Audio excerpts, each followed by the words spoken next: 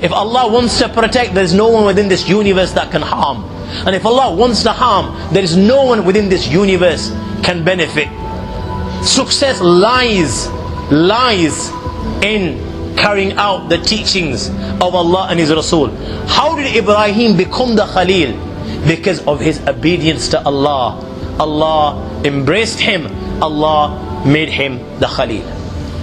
And if you and I also turn to Allah and carry out these teachings, follow Allah and follow Rasulullah sallallahu alaihi wasallam, my young friends, just as Allah embraced Sayyidina Ibrahim, Allah will embrace every single one of us.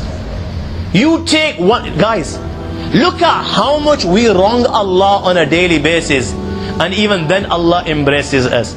Even then Allah gives us. Even then Allah showers us with mercy. Even then Allah answers our prayers.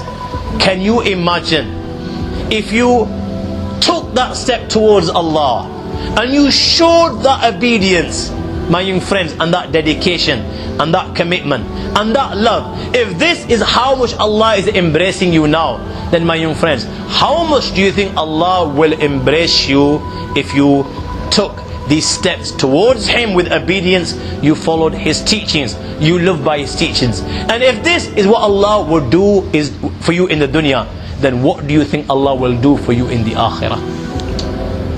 If this is how Allah will honor you in the dunya, that you will live like a king in the dunya. And you know, living like a king, my young friends, is not possessing the dunya. Living like a king doesn't mean that you've got 10 houses in London. You know, you're driving a Ferrari or a Bugatti. This is not living like a king. Living like a king, my young friends, is possessing nothing.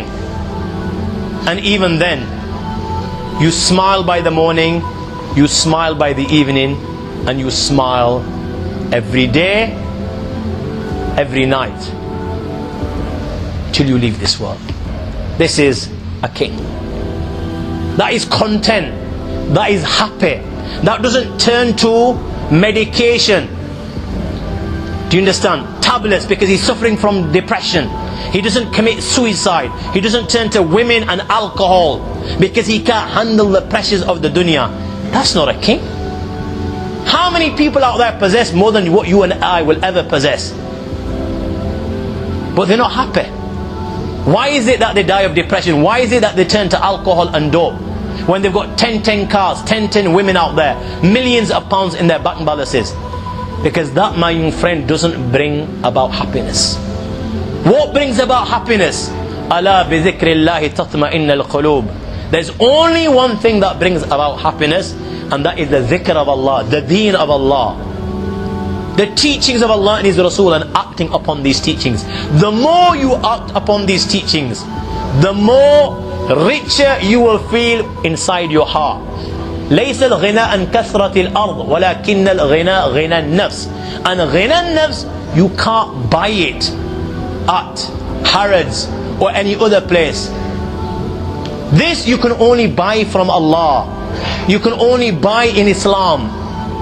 The more you act upon it, my young friend, even though without a penny in your pocket.